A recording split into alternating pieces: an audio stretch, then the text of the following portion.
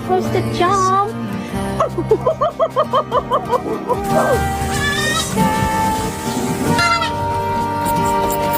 Hateful thoughts and a lust for blood.